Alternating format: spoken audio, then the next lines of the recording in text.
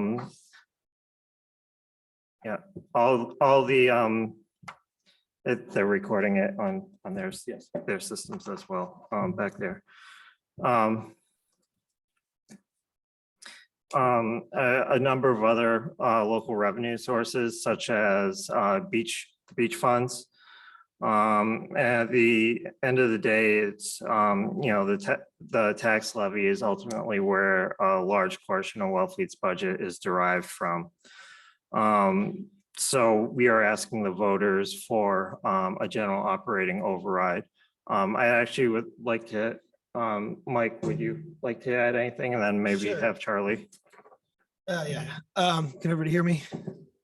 Well, I think it's important to look at the foundation of our budget and why we are where we are right now. And the way we've been funding things is we've been using all of our local receipts and short-term revenues. We've been essentially robbing Peter to pay Paul in order to stopgap this operating budget, whether it's ambulance funds, free cash, any way that we can avoid having a general override. But the reality is that the cost of municipal government increases by more than 2.5% every year. And that's mostly salaries, wages, benefits, and inflation doesn't stop at town hall doors either. So the cost has increased, and we have seen a drop off in what used to actually bridge that gap, which was new construction, new development, new subdivisions. Throughout the 80s, 90s, and early 2000s, we had robust development in the town. And that allowed us to sort of increase the levy without having any kind of override. So as things have progressed, things have gotten tighter and tighter as far as using free cash and one-time revenues to bridge that gap. And the situation really that we're trying to restructure is the way that we're funding our town government. So we've been using debt exclusions, which every time we need a police cruiser or a backstop to the baseball field at Baker's Field, we're saying, hey, we're going to bring it to the taxpayers and ask for a debt exclusion. And the difference between a debt exclusion and an override is a debt exclusion expires when the debt expires. So essentially put that on the credit card. We've had low interest rates, and that will eventually go away off the tax rolls. But if every year we're adding new debt exclusions, they don't really go away. So we're paying for them in the end. So this is really a transition in the way that we're going to fund municipal government. So what we're doing is really restructuring the foundation. So going forward, we'll be able to have capital reserve funds. We'll be able to have money in free cash in order to deal with things that come up, and we won't be relying on local receipts being higher and higher every year to meet the cost increases above 2.5%. So a lot of towns do overrides on a 5 to 7 year basis.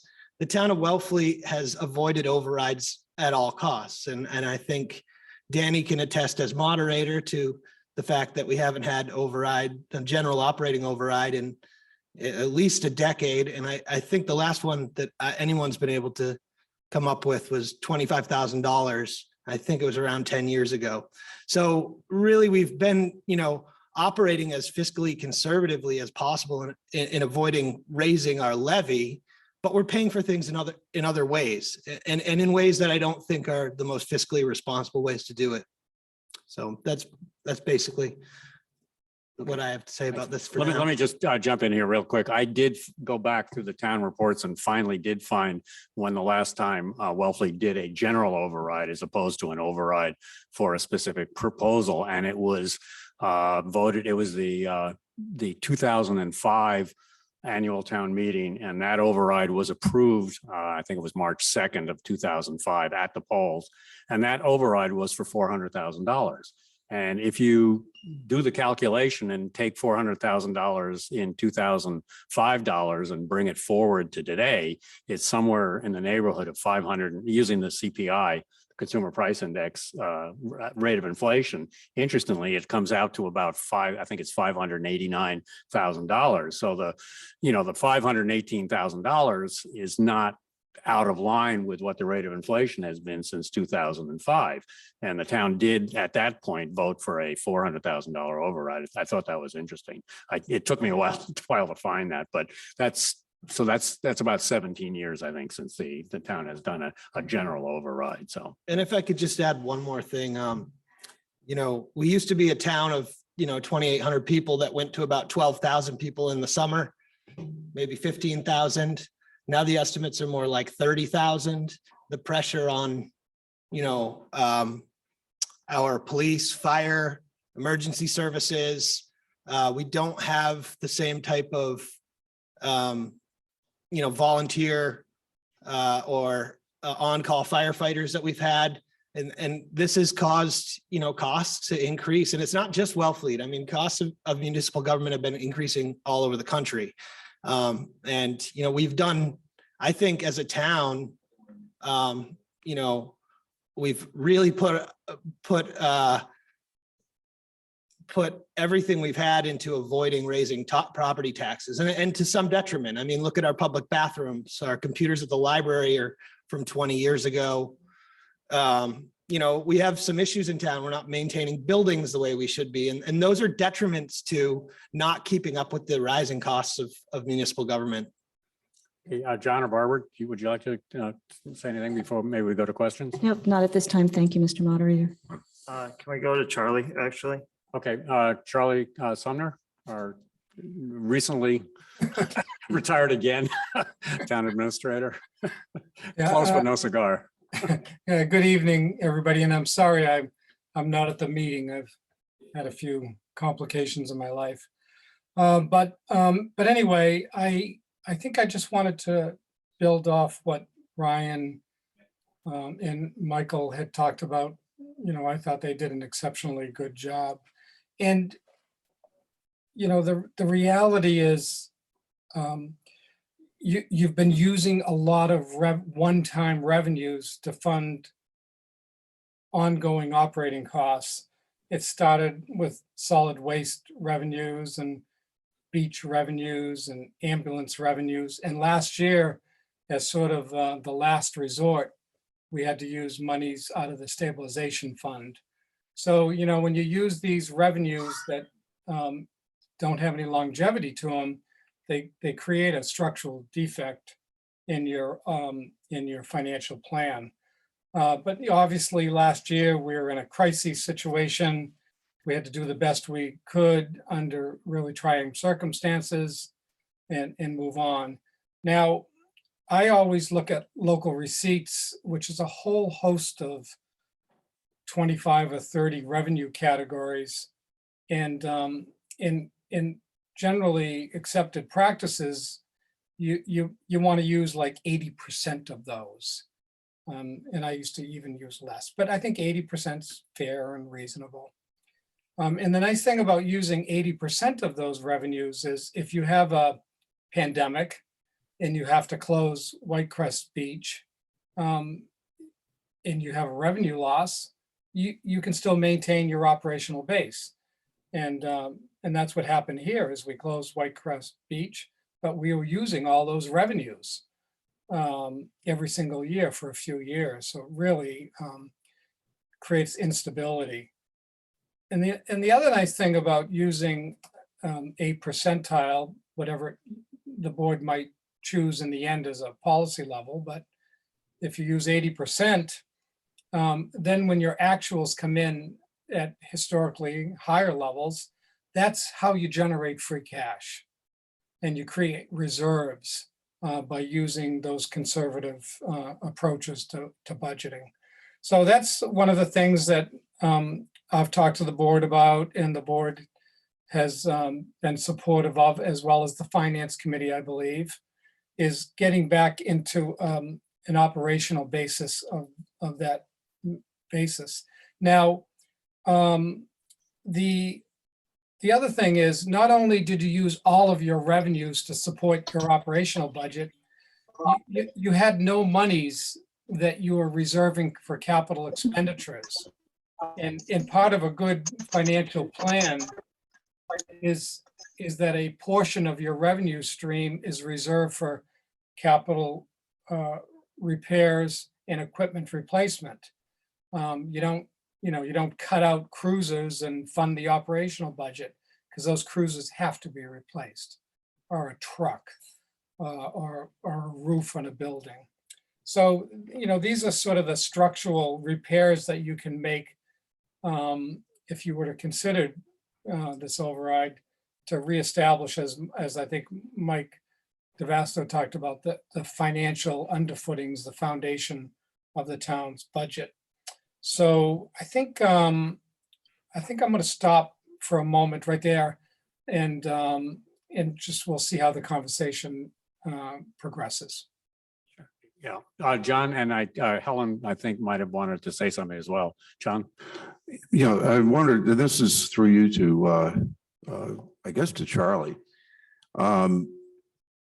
The perception is that our financial difficulties, our, the accounting difficulties play into our budget situation.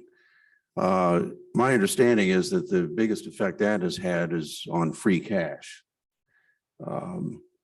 That the actual budget items, as Mike explained earlier on, is really more of a methodology of, for instance, we have police cruisers that have a finite life. Do we replace them on an emergency basis, or do we actually plan ahead in our budgeting? So could you address the perception, the issue of our accounting difficulties and how that affects our budget planning? Well, I would say that, it was your accounting and your treasury functions that were all compromised. And the only thing I would say about that is that the departments really weren't getting good and accurate and timely information. Now, they made accommodations, and many of them, didn't go to town hall to get fiscal information.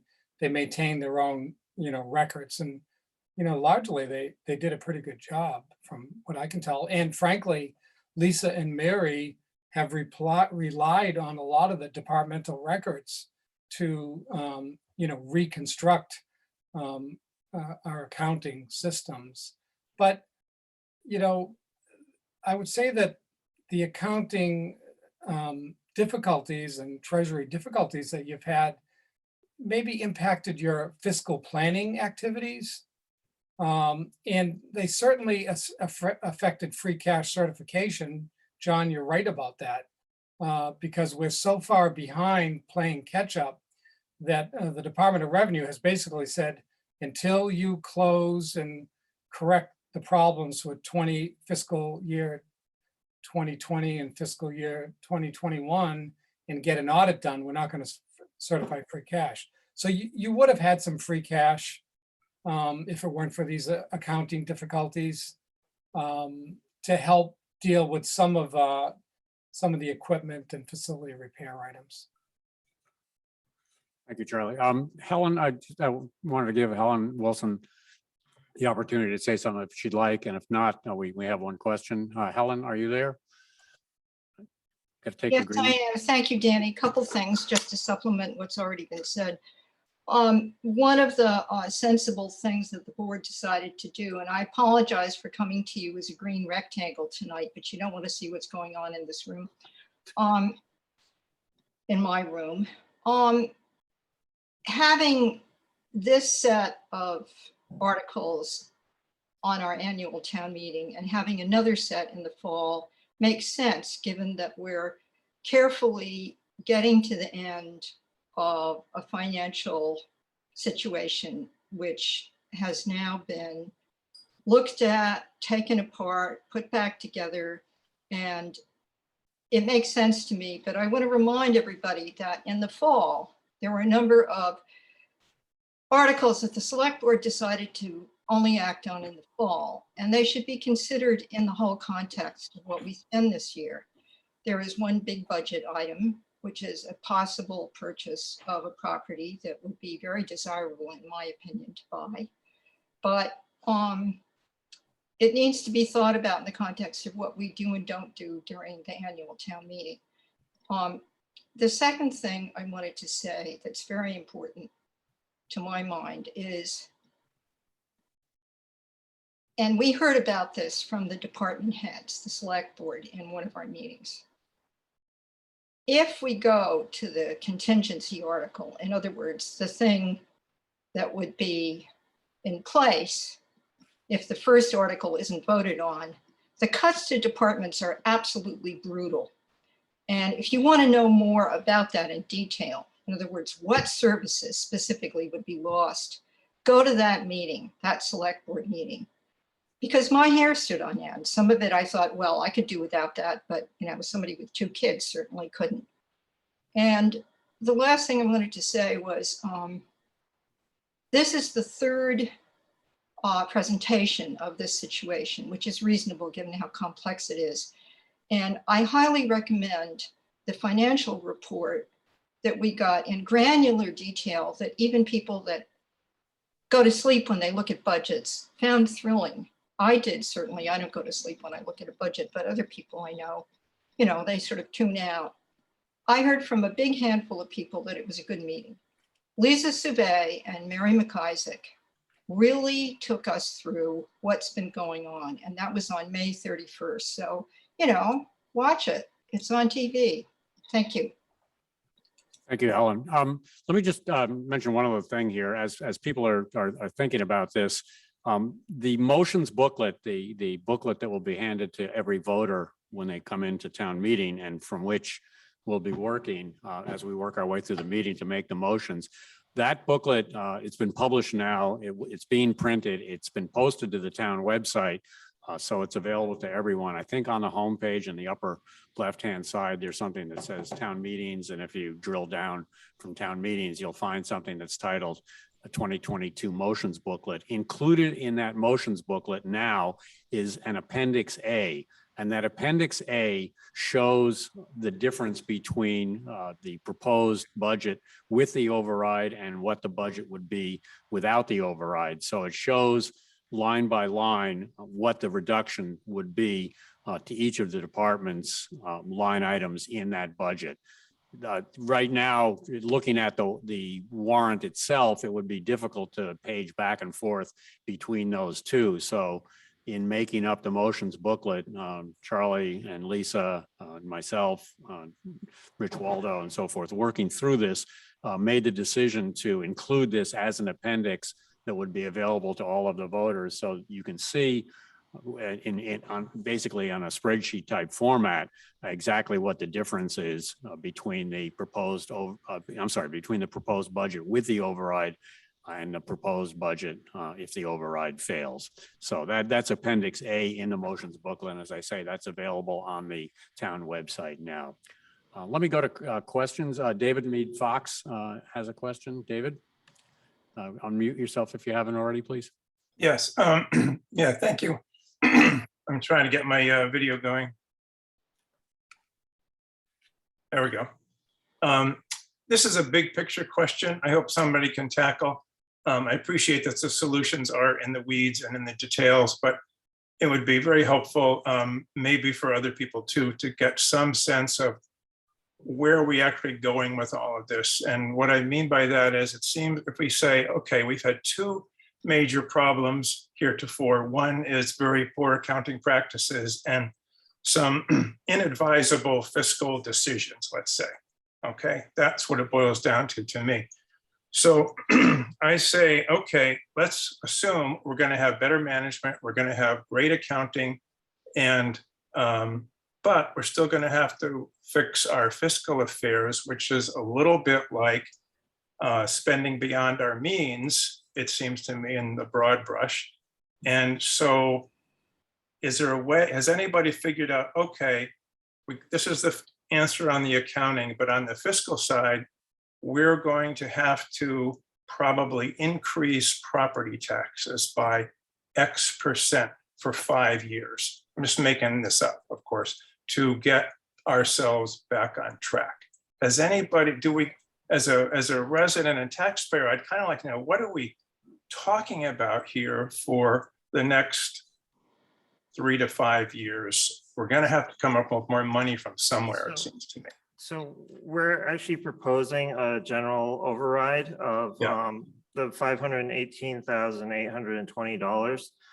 That's a permanent increase, and it will it will allow the services to continue to operate as they currently exist today. That is the remedy in terms of addressing basically that's the remedy to your question. But the remedy is still, but I'm talking a little bit more about the future. So let's say we factor in inflation at 6 to 8%. We factor in other costs going up way beyond 2.5%. Is there any way to talk about what are we really talking about? Are we going to have to come up with new sources of revenue or raise our taxes? Yeah, so there's Charlie's mentioned a number of different things that we should probably review. And a lot of them has to do with the fees that the town assesses for various activities. We're also in the process of transitioning some of the enterprise funds to be less supported by the from the general fund. And basically to make them self-supporting on the revenues that they generate.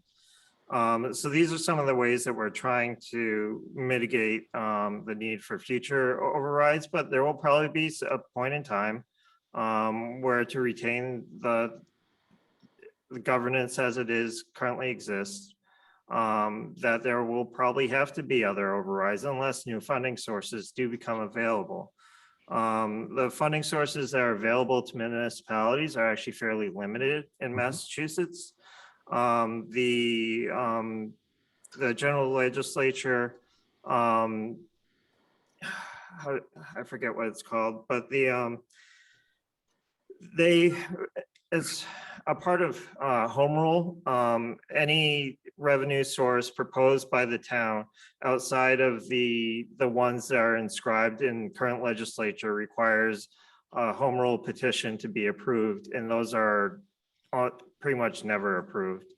When a new revenue source does come available, it's after it's usually done on a wholesale basis, and it's after a request of usually many municipalities.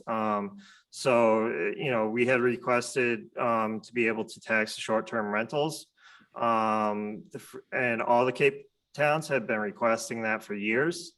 And finally, the legislature did allow us to begin taxing those. Another one is the cannabis revenues. That's again, it applies to the whole state, but we are limited in our creativity that we can apply in terms of generating new revenue sources. There are certain ones that we can explore further, but I don't know. Charlie might be able to shed some more light on this as well. David, if you let Charlie take a crack at answering this. Yeah, please. Yeah. Charlie? I think you might still be muted. There you go. Now I'm back. Good. Be retrained. Yeah, Ryan talked about a lot of the things that I was going to talk about. And when I used to do this for a living, every other year, I took a look at local receipts. Fees and charges, because, I didn't want the town to be subsidizing the water department. And I don't think the town should subsidize the marina, and even building permit fees and health fees. They're all incremental revenue sources that you you really need to analyze with some frequency to make sure that, the people that are receiving the services for the most part are, paying for the cost of providing the service. So that's one little ingredient. Now, you recently increased your the room occupancy fee. So you're going to start to see, increasing revenues because of that action. And it was something that you had delayed for a period of time. Many towns did it several years ago. So I think you need to be on the lookout for new revenues to help, subsidize the operations of the town. But I think that the other thing that Ryan maybe didn't touch upon is, we have the structural deficiency with the operating budget, but we also have that structural deficiency with the capital repairs and equipment replacement. And so question number 2 on the override is seeking some additional money in the amount of $672,700. And so that's going to create an allocation of funds that the board has talked about reserving for future capital equipment repairs and replacements. So with good fiscal discipline and a solid capital plan, augmenting that with free cash, a free cash policy, I think it's going to put you in pretty good shape for several years. And that's really what you try to do as a local government official. I mean, if I could go to the voters where I worked before and ask for an override every year, I probably would, but I knew it wasn't viable. So you really have to use all those tools in the toolbox. I think that, we're always focused lately on what went wrong, but you were doing a lot of things, that had value too, that were good policy practices. When you created new staffing for the fire department and the police department, you went to the voters and said, hey, listen, if we believe we need more personnel to provide the services that are necessary, and they did get a permanent increase in the override when they've done that. So they've done a lot of good things as well. So it's not all bad. It's, but there's issues to build on. And I think these 2 approaches will put you in pretty good shape for a few years. Charlie, just out of curiosity, about how frequently did Brewster and do other towns do general budget overrides? Yeah, every 6 to 8 years. Okay. Helen, did you want to add something? Mike? Yeah, I did. One of the things that I always remember is that there's the vote at town meeting and you learn a lot and you make a vote. And then if something passes, then you go to the ballot.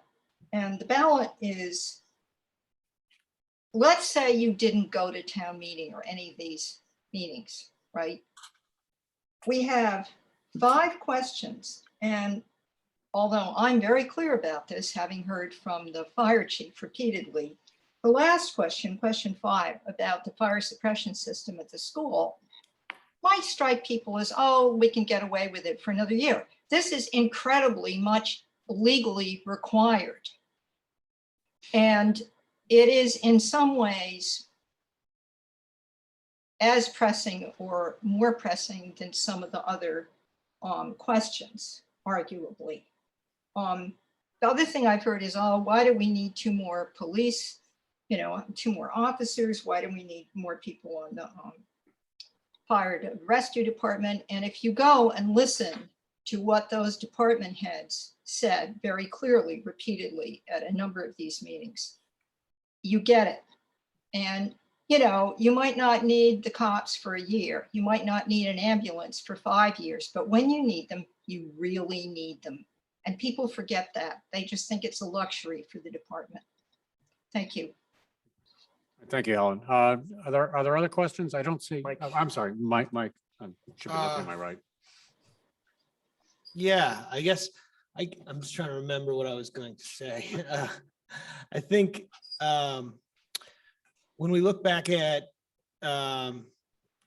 our last town meeting, we had to move revenue from stabilization fund into operating because we couldn't certify free cash. It's likely that if we had free cash certified, we could have stuffed it all into the operating budget and covered that. Highly likely that that's the case. And that's what we have been doing. It really leaves nothing left over. So when we have these debt exclusions on the ballot, we look, what did we pass last year? Every single question that came to the voters passed as a debt exclusion. And in essence, that's a short-term borrowing article. So we're paying interest on top of that as well. So in the end, it costs us more money in the short term as taxpayers. It causes a spike in your rate. And as your overall debt service rises, that's as does your property tax rate. And it might not sound like an override, but when you keep continuing to have debt exclusions, they never expire. You're constantly adding to the debt service. And so really what this is about, where we're going with this, is about moving away from that practice, getting a solid foundation under our budget so that, you know, as we're going forward, we're not constantly asking for debt exclusion for small items and putting them on the credit card. And we see interest rates rising right now. I mean, when we were doing this borrowing, the interest rates were down near 0%. I mean, in some ways it made sense to be borrowing money at that time, but currently, you know, we're rising up around 5%. It doesn't seem to be going down, and it really is going to cost a lot in debt service to continue operating this way. So that's what we're doing here. We're restructuring the way we pay for things, because we have been paying for all those things. We approve them at town meeting and we approve them on the ballot every year. And last year, I remember being really nervous about, we were right in the middle of the of the accounting crisis. Everything was sort of unfolding. We had to have town meeting. The budget process was chaotic. We had to move on from one town administrator, have an acting town administrator, then an interim town administrator, all within a month before town meeting. And, you know, the voters of Wellfleet looked at everything that we proposed and said, yeah, we want these things. We want these things enough to borrow for them. And so, you know, really what we're looking to do is to get away from this sort of running everything on a shoestring, running everything so tight that we have to go, hey, can we borrow another $17,000 for a backstop at Bakersfield? That doesn't make any sense, you know? So this should have been done some years ago. We've, you know, been fortunate enough to be bringing in new revenues with marijuana and short-term rental taxes, but those are not being allocated, in my opinion, to where they belong. As far as the, you know, we understand that there's a detriment caused by short-term rentals. We have a housing crisis as a result of having short-term rentals. We have, you know, people are making a lot of money renting their houses out, and, you know, fair enough, it's a capitalist country. But at the same time, we're just subsidizing those property taxpayers by taking all that short-term rental taxes paid by users and applying it to the operating budget, and then asking to borrow more money on the side. So I think we really just need to sort of look at the big picture, look at how we fund things, where we want to go in the future, and have, you know, a good financial forecast that looks out 5 years, and which Charlie has put together. And I don't know if Charlie wants to talk about the forecast that he's put together recently, but I know he's had a pretty in-depth look at our financial situation. And, you know, we are a major resort community on Cape Cod, which is one of the major vacation destinations in America. And, you know, we're fortunate to be here, and we need to act responsibly and, you know, get the operations of our basic town governance where they need to be. So we don't have chaotic budget processes. We don't need to be doing that. Thank you, Mike. Helen, your hand's up. Did you want to Yes, say something else? very briefly, restate the obvious, it's been said again and again. Don't think that call it a savings fund. This fund that could deal with situations that can often be very critical without, the panic sliding money around, and a very often I'm just tagging on to what Mike said. All of it's true.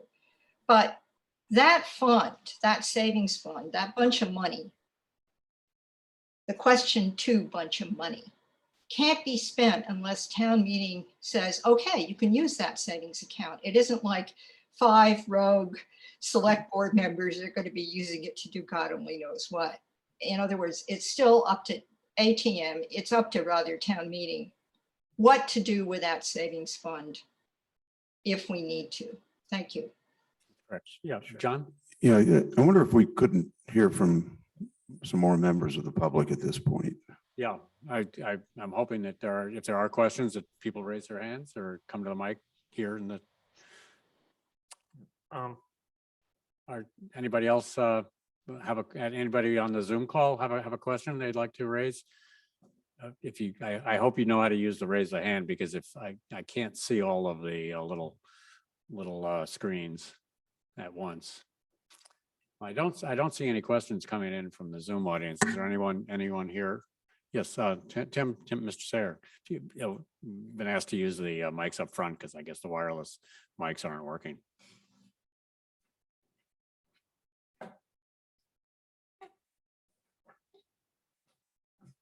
Good evening. Thank you for having the meeting. You're asking for a little over $500,000 in an override. You're also asking for $400,000 in overrides for police department and fire department, which is permanent. So we're talking about $900,000 roughly, if I'm reading this correctly. Currently, we took in about $75,000 on cannabis. We're expected to take in about $270,000 this year. We took in $860,000 in short-term rental. We raised it 2%. Based on that, we should be taking in about 1.2 million. Okay, so you're talking $400,000 there. Talking a couple $100,000 against cannabis. That's 600,000. Right, plus the 900,000 that you're asking us to vote for, which I'm not against. I just want to make that apparent. I'm not against the police department or the fire department doing what needs to be done. But we need to take some of this money, like we have the 1.2 million coming in. If we had allocated that or do allocate it correctly, we wouldn't even have to go to these townspeople and ask them about the 6.5 million. Yes, we do, but we wouldn't. We could explain to them that without 1.2 million on a 10-year loan, we could pay back the $8.5 million would cost at 5% interest, would not costing the town taxpayer any money at all, because we would get that money out of that fund. The same with the ambulance fund. We have got to stop spending all this money. Ambulance fund brings in between $300,000 and $400,000 a year.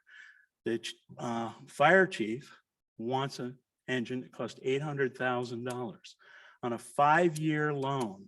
We could pay that off with that money at $200,000 a year, still have $100,000 to $200,000 a year left. Put that into the fund, not touch it. And when the police department comes up for new cruisers, guess what? We've got that money. Okay, if that fund, if these funds were allocated to where they would do the best use, we wouldn't have to come to these townspeople and ask for police cruisers. We wouldn't have to come to them and ask for fire trucks. We wouldn't have to come in here and tell them, okay, we're going to raise your rates because we're going to have a short-term 10, 20, 30-year loan on $6.5 million.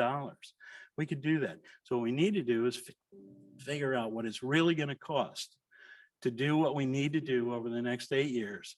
Raise the taxes, get down to the brass tacks, say this is what it's going to be. If you lose your elections when you come up, guess what? The townspeople weren't happy with you. But we need to do what needs to be done so that this town becomes financially responsible. Okay, and I know it's not you that have done most of the misspending, but it's this board that can correct what's happened so far. Okay, and that's my opinion on where we need to be.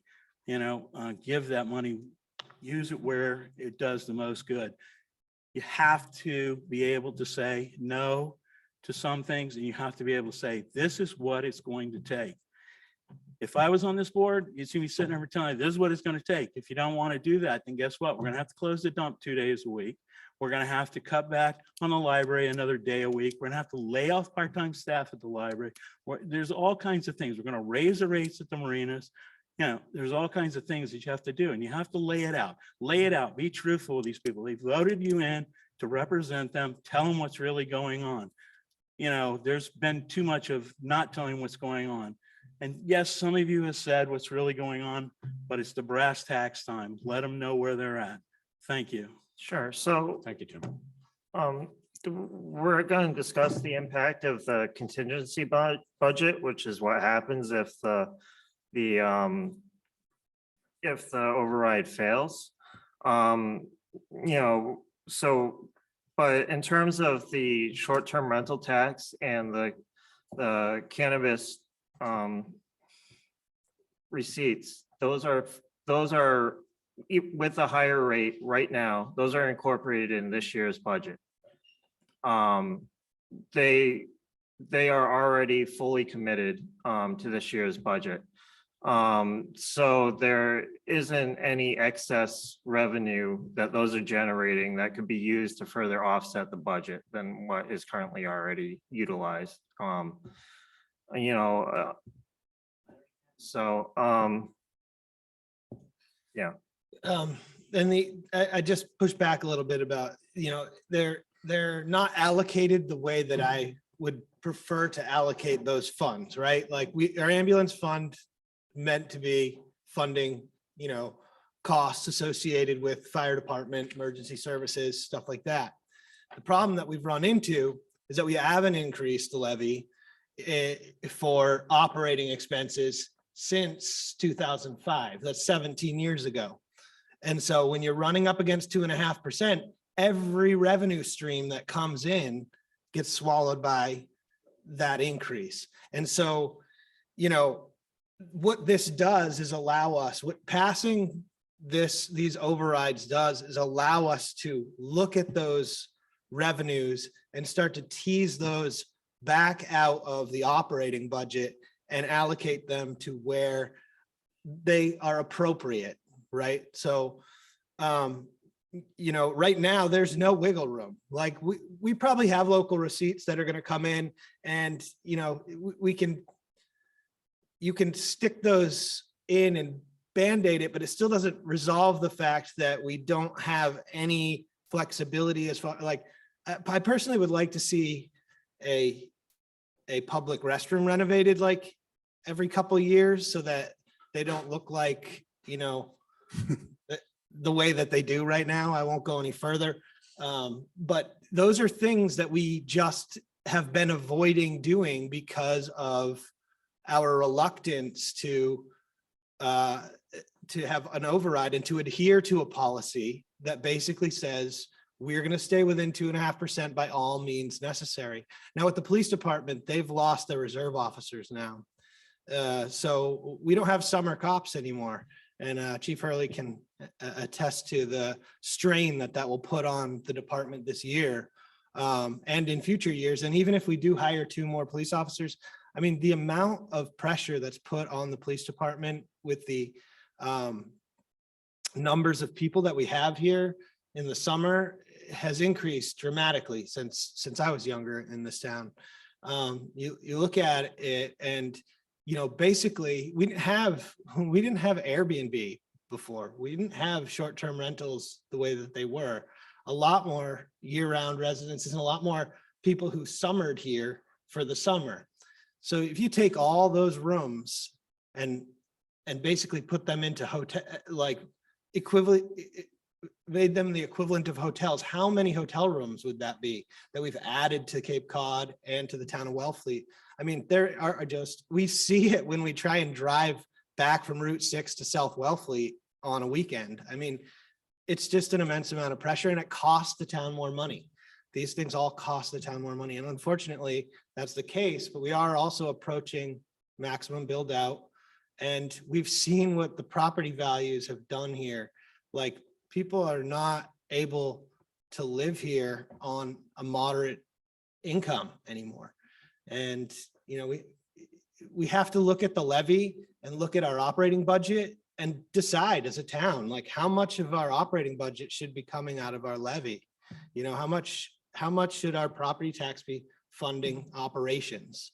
And obviously, I believe that it should be more than it currently is, because we've taken everything else that we have, every scrap of revenue, and we've used it to subsidize property taxes. That's what it is.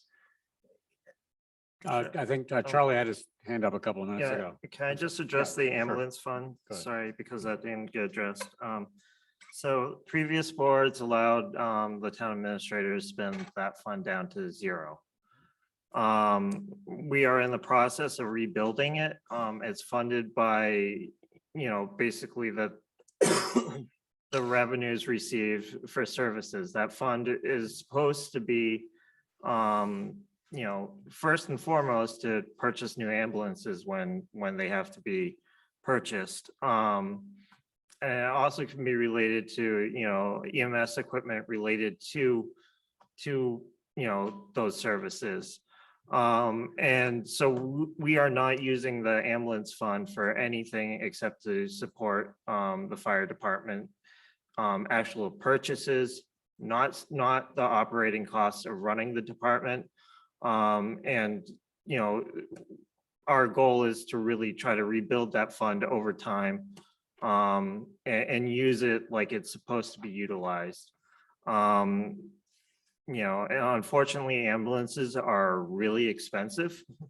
So it is really critical that we accrue a significant amount of money in that fund so that we do not have to ask for, a debt service on something that's generating revenue, that we have a fund established for. Just a So- point of clarification, Ryan, the ambulance fund, is the ambulance fund paying the debt service on the fire truck? That's correct, right? On where they were working on having it pay for either the interest or part of the bond or the entirety of the bond for the fire truck. I'm not sure if they've finished on that due diligence. Rich, do you know? At this point, no. I know we're looking at what the better options are, whether it's better to actually lease a fire truck or to go out to bond.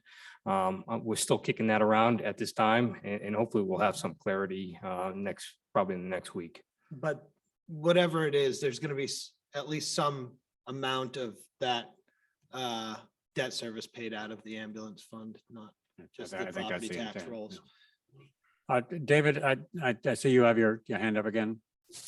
Yeah, sorry to go a second time, but I didn't see others. I just want to concur with the prior statement about to please tell us in all full candor about what's going to be happening. You guys have been working really hard, and I'm not saying you haven't been candid up until now, but I'm more thinking about the future and the big picture once again.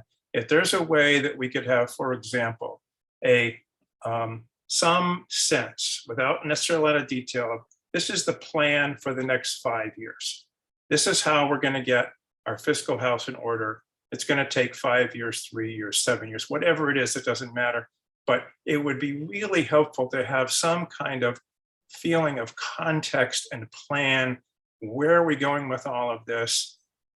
There's always things that could change, of course, but if we could have a sense of there's probably going to be this amount of increase and burden put on the property taxpayers. No one wants to hear that. No one likes to deliver that news, but it's better, in my view, to do that in a straightforward way and be honest about it, and ideally spread out over time or whatever we have to do, but to have some context and a plan. That's my request. So, Let me see if Charlie would like to address this, because I know that Charlie has been working on some forecasting and some long range looks at where the revenue and expenditures are. Charlie, I'm gonna make you work for your part-time salary here. Thank you, Charlie.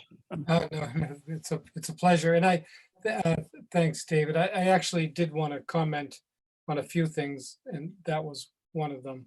But the 5-year revenue expenditure forecast that I've drafted isn't perfect because there was uncertainty and some of the underpinnings of it that thanks. I just want to say thank you to Lisa Sauvé and Mary McIsaac, who really have done the really hard work in the trenches. But my feeling is if we can get these two overrides essentially passed, that you're in pretty good shape for the next 4 or 5 years anyway. Now, anytime you create a new position, a new program, you should go to the voters and say, if you want another cop, if you want another firefighter, if you want a full-time position, you need an operating override with their benefits. That should be just a matter of practice. But I think sort of maintaining the fiscal operations of the town, I think with this override, I think you're in pretty good shape for the next 4 or 5 years. Now, a couple of the select board mentioned it, like on ambulance receipts. If I were running the town, and I won't be because I'll be retired again soon, but if you motivate the fire chief, to manage the ambulance fund, to say, listen, do your very best managing that ambulance fund, paying for all your equipment and equipment replacement. I think your chief's going to do a good job at that, just using ambulance revenues.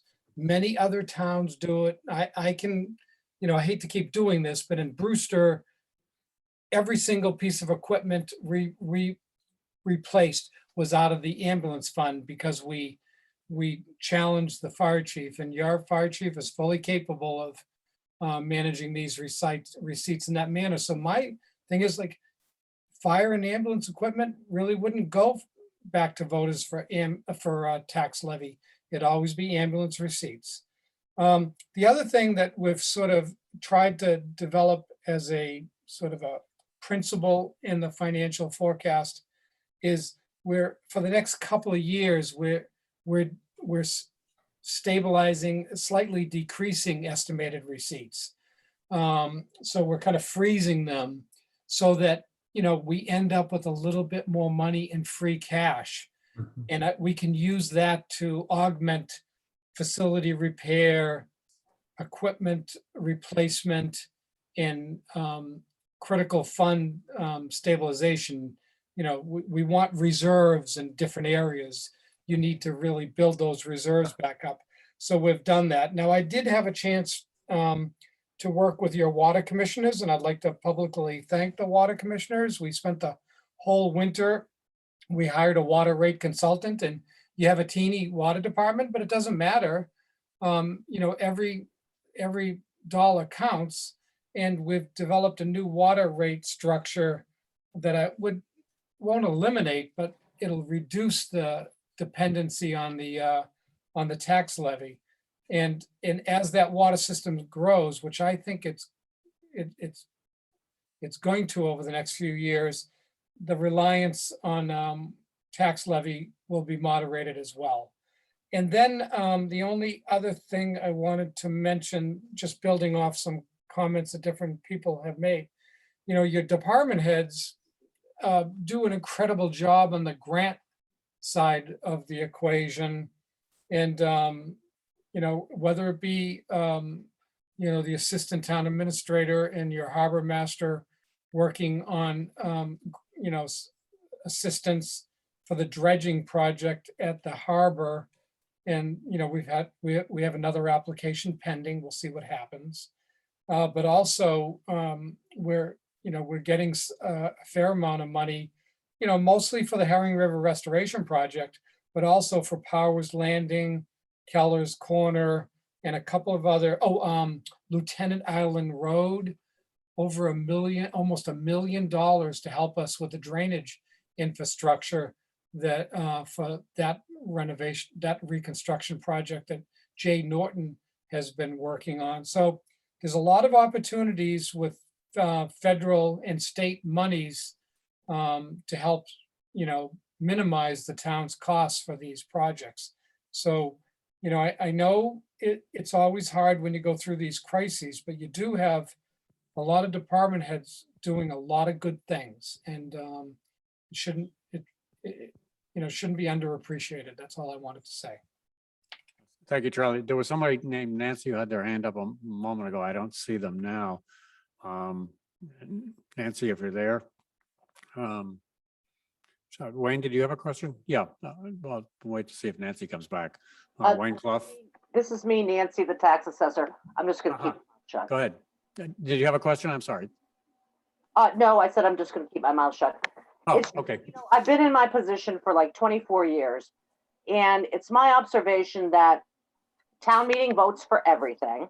And they vote like they're spending somebody else's money, which in a way they are, the non-resident taxpayers' money. But they want everything, but they don't want to pay for it. And that's just unrealistic. You cannot keep real estate taxes the same every year when you want to go on a spending spree. That's all there is to it. So that's all I got to say. Thank you, Nancy. Wayne? Yes, just wondering if for the benefit of those people that may only see this meeting before they go vote at the polls, could someone just quickly run through the cuts that might, or major cuts that would be made if we go with Plan B? Sure. So that would be, you know, a good segue with the approval Sure. of. Yeah. It's your meeting. I'm just All right. trying to help. So the cuts, you know, basically, so Wellfleet's budget, almost all the costs are related to personnel. There is no, somebody mentioned cutting back on staples or paper clips. No amount of paper clips or staples will get us to the point, or you know, I doubt we even have 518,000 in spending on supplies that are not required to do a critical task. But the impacts are pretty drastic. It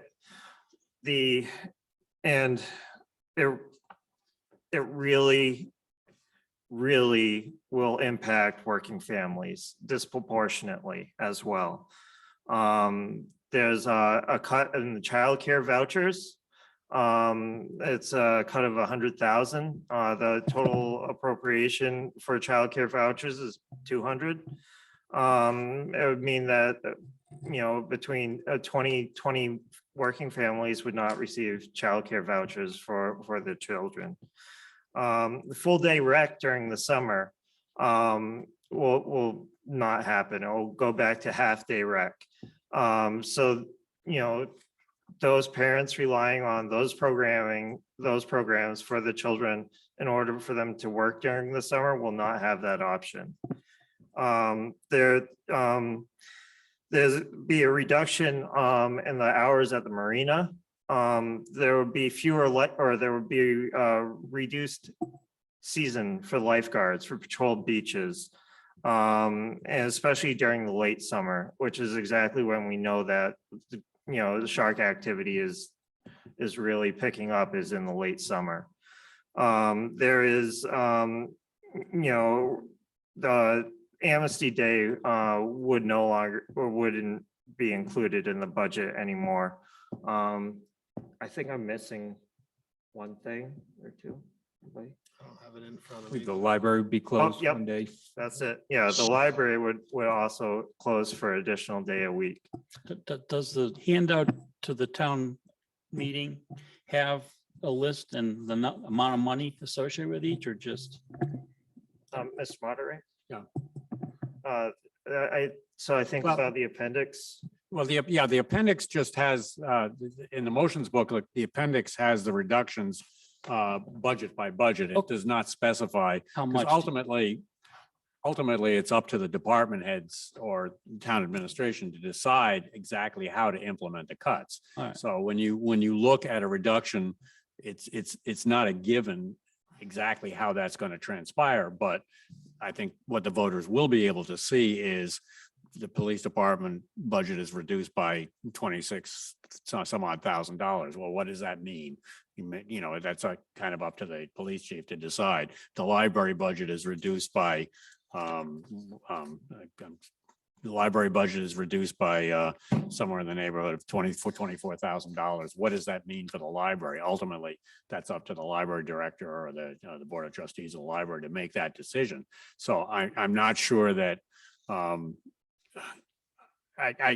reluctant to say that voters will be able to be given a specific explanation of where those cuts will fall. But I think the kind of things that Ryan was talking about are the examples of the kind of thing, because I think my sense is that the last thing the town wants to do, the last thing the administration wants to do is to lay off personnel. So that the other way to achieve those cuts, I assume, would be a reduction in services that those personnel are providing. I guess that's the best way I can say it. And I forgot one other, and that's the recreational shellfish. It would be during the summer, it would be cut back to 1 day a week, as opposed to the 2 that currently exist. I think marina operating hours when personnel are present would be decreased as well.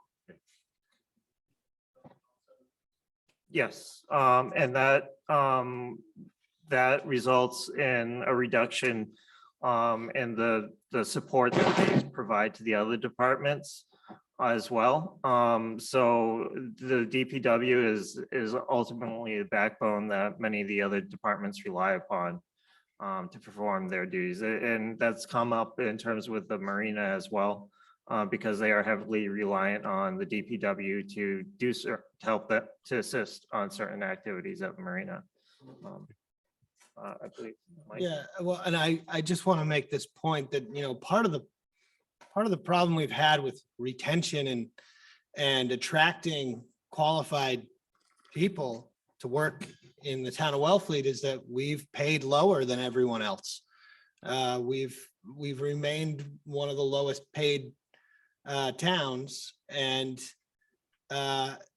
people wind up leaving their positions to take a job that pays better in another municipality. That kind of thing creates a lot of turnover, difficulties with morale, and it might sound okay to shut the library for a day or 2, but these problems don't go away next year if we don't pass the override. They just continue on, because this isn't just a 1-year situation. I mean, there's only so far you can push your local receipts to cover these things. So, I just hope that the voters in the town of Wellfleet understand that we have like a bright future in front of us. So we've gone through this accounting crisis, and that has put a blight on, town government. I think it's sown some distrust that, things went awry, but those things were a result of not being able to attract when we hired our accountant in 2019, right as they were implementing VADAR, we got 1 applicant for the job. We had several turnovers in that accounting office, and we were trying to implement new accounting software. And these are the types of things that happen if we're not competitive in the workplace and we're not providing a positive work environment and a place where people want to be. And I think, we shouldn't bite off our nose to spite our face here, because we've gone through this year. We've pretty much resolved the accounting issues. We can put those in the rear view. We can restructure our budget, and we can move forward in a way that we build on a fiscal responsibility and a brighter future for the town, where we can take care of the things that we've been not taking care of, taking care of buildings, taking care of our infrastructure, having a capital reserve fund that we bring to town meeting and say, hey, we need a new cruiser. We'd like to raise and appropriate it from our capital reserve fund, and we don't have to borrow the money, So it's just so important, I think, that we get it right now. And to answer David Mead Fox's question about where are we going, Well, I mean, nobody likes to hear that property taxes are going to keep going up. I mean, I certainly don't. I mean, I pay them too. But, you know, we're likely going to have to see something like Brewster does, where we expect to have some kind of override every, 5 to 8 years. But that override won't be as hard because we wouldn't have waited 15 years to do it. So we need that kind of financial forecasting and planning, and people need to know what to expect. So Charlie, did you want to say something? Wayne, did you have more questions? Charlie's got to say No, no. Charlie's fine. Yeah, Charlie, if you would. Thank You're you. good, you're good. Yeah, I just wanted to respond to just a few of the other areas that we've really cut, I think, almost $50,000 out of police and communications expense line items. A lot of those cuts are in critical training and support services for those two operations. And then we're talking about a $48,000 expense cut in the fire department. And then we've really cut out a number of significant seasonal resources and contract services resources in the Department of Public Works. And what that's going to mean is we're going to reassign Department of Public Works employees to do these functions, which is going to take away from all of the other, significant responsibilities they have throughout the town. So I just wanted to mention all of those departments are going to be impacted, which means services are going to be impacted for the community. And I think Michael just mentioned, Eastham and New Orleans just approved significant overrides to their property tax levy. So, it happens with frequency throughout the Cape to maintain and provide support for operations. So that's all I have at the moment. Thanks. Thank you, Charlie. Wayne? Yeah, I think I'm, other than, I guess just for clarification, again, for people who may not do anything but see this, is it's all or none, right? You don't get an opportunity somewhere along the line to change the amount that you need for an override, correct? Once you determine the amount that's in the book, it can't change. Is that correct? Well, yeah, I mean, I don't want to say you can't amend the budget, but You can't amend the, I thought you couldn't amend the way warrant. it was worded. the opportunity is we can, as we discuss the budget. Yeah. The opportunity is there to make reductions in Okay. the budget. Yes. So the figure that's on the warrant, I'm sorry, the figure that's on the ballot can't be changed. That's printed. So if the voters approve the override, that amount will be approved. That doesn't mean it all needs to get spent. At the moment, I think every penny of that is going to actually, that may not be quite true. I think the budget that will be moved is a little bit lower than the amount that's being asked for in the override. Good. I think there was some savings that was found somewhere between the time that the warrant, the ballot went to print and the warrant was written and the motions were written. So there may be a small difference there. I think it might be $40,000 difference between the amount that's being asked for the override and the budget that will be approved. But there's always the opportunity to cut money from the budget in the course of town meeting. Yeah. The question is, what is the effect of that? Further questions? Jude, could you use the mic, please?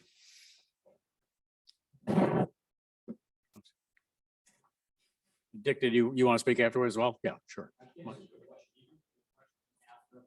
Well, we're kind of doing questions as we go along, so. Yes, I think so. Yes, that is the intent. Hi, Jude. For the police and fire. Yes. Thank you, moderator. My thought is the $500,000 difference between the austerity budget and the other budget, relatively speaking, is really not a lot of money. And what I think and hear is that we just don't trust you with the money right now. And it all sounds well and good going forward. And of course, we want to establish best practices and all that. But I think that there's still a lot of unanswered questions and we haven't certified free cash. if all the money we thought and voted on at these past town meetings, we thought were going for things like affordable housing, and Tim pointed out, didn't go to affordable housing and went to the operating budget, well, how is it spent there? And I don't think we've had those answers. And so, in my opinion, what's the difference of 500,000? I just don't trust you with the money. So that's why What are the unanswered questions? well, if we voted for a budget and we're just talking these last 2 years, the budget's this is how much you have to spend. And we had to draw from accounts that we thought we were saving into to fund this operating budget, for what were they spent? You talk about services and nobody's disputing that. I think this town wants those services, as you say, and people aren't even opposed to increase in property taxes if it's spent wisely. But we have not spent wisely if we're, not able to do things that we want to do when, this is a good problem to have, I suppose. We just, it's bad accounting, and that's a lot to be said. For instance, they didn't know last week that the 120,000 wasn't voted on. I have not seen a budget for the wastewater. They haven't posted their minutes in a year. The Herring River project is going to be a lot of our own accounting. How are we going to pay for that? I would have liked to have spent more time looking at the budget itself, and I would have maybe moved some things around. I think asking 42,000 for a shellfish shack or a shellfish beach department improvements, I haven't heard a strong argument for that in the time that we describe right now. I'm just asking what questions are unanswered. That's, Where I the just want to money- make sure we're where the answering money questions. went What that money, wasn't what sufficient in the particular- budget that, was presented to us. The money was allocated to the things that were presented at town meeting, unless they didn't get spent, in which they would wind up in free cash. Right, and we've used our free cash for expenses, and I'm just wondering, what those So were. we haven't used free cash for the previous, is it 2 or 3 fiscal years? I believe it's the last 2 years. Yeah, 20 we and haven't 21. used free cash in the previous 2 fiscal years. So that's meant that, typically free cash is used either to build up reserves or to offset capital items. It should not be used to fund an operating budget. That's not an appropriate use of free cash. Because the free cash is meant to be a revenue that has some variance to it. So it's not steady. All the components that go into free cash, it's not steady from year to year, or it can be from funds that were unexpended. And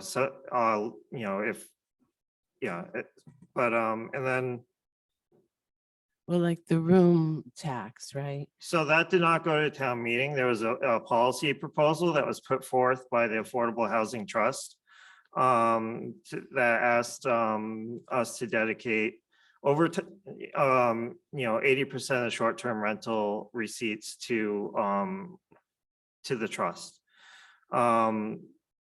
They proposed it as a policy because they knew that there would probably have to be some leeway in terms of moving those funds in over time.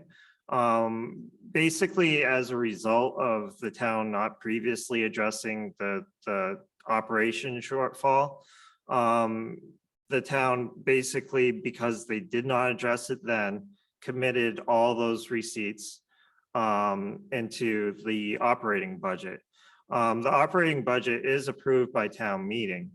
So all the uses that are identified by town meeting are the identified uses of the funds.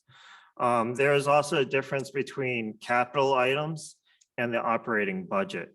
So, if there is an item that calls for, establishing, for paying for an item, let's say, you know, be it a new fire truck. That is not normally done out of an operating budget. The previous practice has been, Wellfleet has not had a capital budget. We've had a capital improvement plan. One of the things we are proposing is to basically establish a capital budget. That actually requires, so it'd be a special purpose fund at town meeting. And what is the majority that's required to appropriate out of that, Danny? It keeps changing. So I think it has been 2/3, but I think Charlie can correct me on this, but I think it was just changed again. So I think it now only requires a majority vote to vote out of a special purpose fund. But that's a fund that the town doesn't have, but I think there's a thought to set that up at the fall town meeting, is to establish a capital stabilization fund or something along those lines. I think that's the intent. And similarly, there are articles about establishing such funds now for housing, right? So that we will be certain that the money we think we're putting into housing is there. So Instead of just a policy like. you yes, described. there's 4 articles on the town meeting warrant. 2 of them establishes 2 different housing stabilization funds. And 2 of them are the proposed funding sources that we currently do not collect. They're available to us as a local option that we are proposing, and those funds would be dedicated by town meeting vote, which is binding, into those funds. And again, any expenditures out of those funds will require a town meeting vote as well. So the townspeople will ultimately determine how those funds are expended as well. Yeah, I think those are those 4 articles are articles 44 through 48. It's establishing what Ryan's talking about is establishing these 2 funds and then establishing 2 dedicated funding sources, 1 for each of those 2 funds. Is that correct? Yes, Yeah. well, More or less, they yeah. both apply to both of the funds. There's just Okay. different requirements by statute. Okay. Right. So that's great that we've corrected that issue. But I think to It's not a reiterate, corrected issue. It's a new issue that he just put on the warrant. the issue I was describing was us thinking that we're voting to put money towards housing and then understanding that it was actually used to shore up something else. I mean, That's what I meant, the issue. So The previous votes for housing have been from the Community Preservation Fund. They have either gone directly, or they go basically directly to the uses that are identified by the Community Preservation Fund. It's included the Affordable Housing Trust. It's included work relative to 95 Lawrence Road, to some of the other housing projects. Some of them are relatively small scale. Some have been awarded to Habitat to Humanity. Those are funds that are appropriated by town meeting and have been utilized for housing. And that's the only funds to date that have been dedicated or traditionally used for housing in Wellfleet. And we're proposing an additional 2 new revenue sources that we are proposing, you know, to dedicate the entirety towards housing. When I got on the board in 2019, my primary goal was to try and get a bulk majority of the short-term rental tax applied to housing. But even at that time, it was being utilized for operating expenses. And 2019 quickly turned into the pandemic of 2020. And we all saw what happened with the budget process then.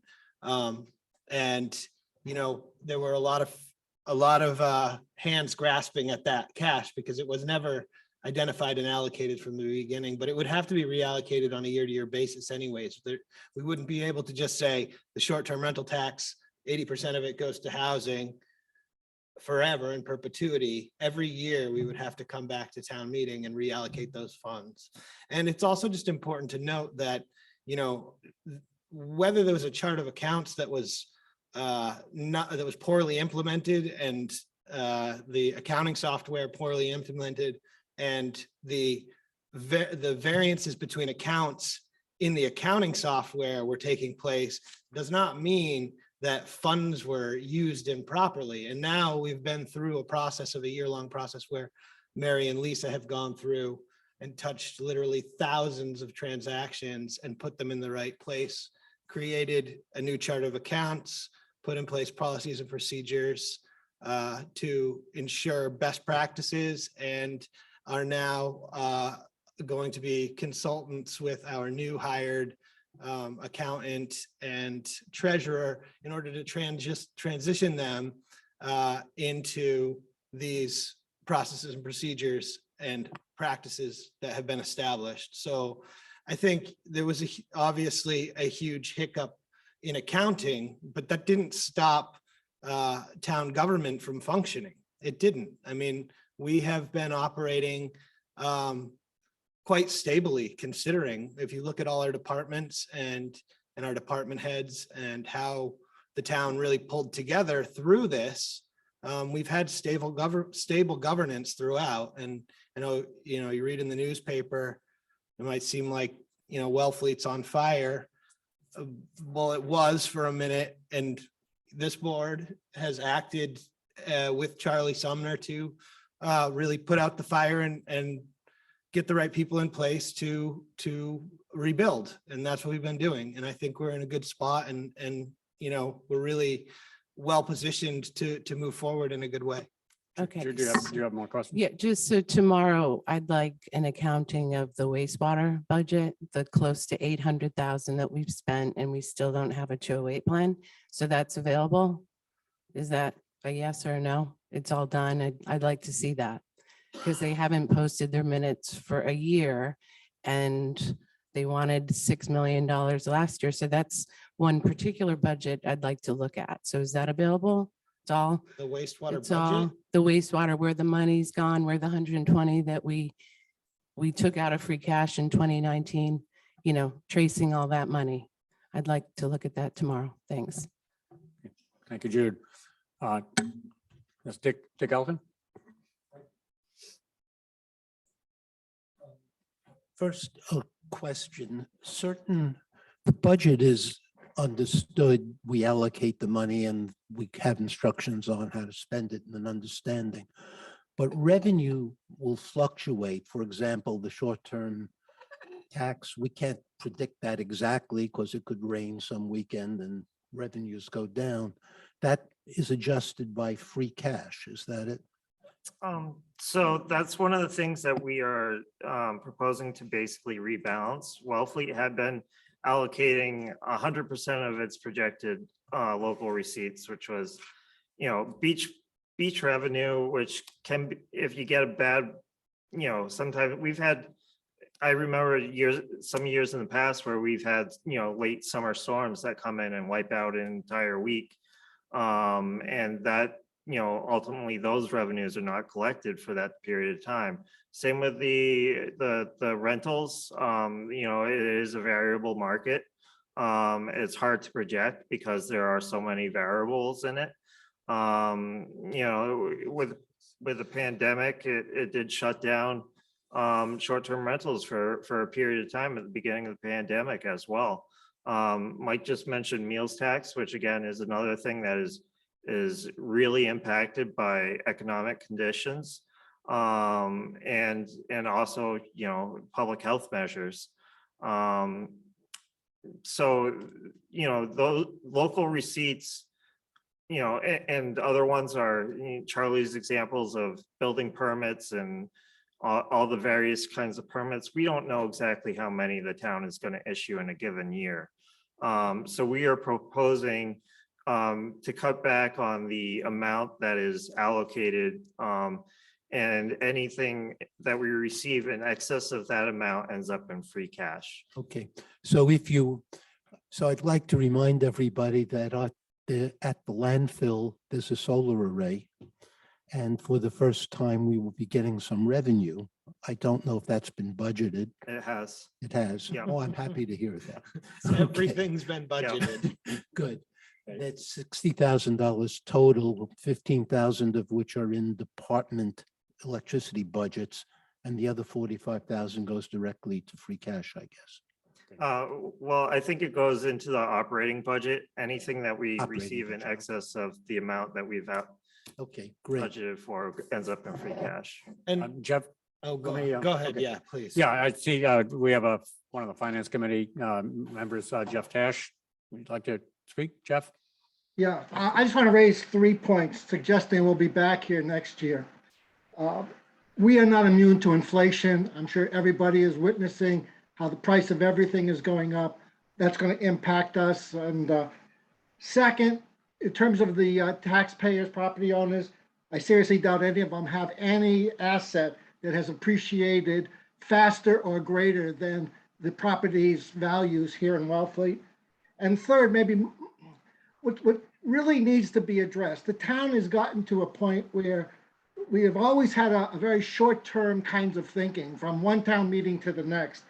And there are some big potential expenses coming down the road that really require us to start having a strategic plan in place. I mean, you can talk about the housing and you can talk about wastewater as just a couple. So we're really just at an inflection point from being a small town to suddenly we're a sizable enterprise, and we really need to address how we manage it in that way. That's all. Thank you, Jeff.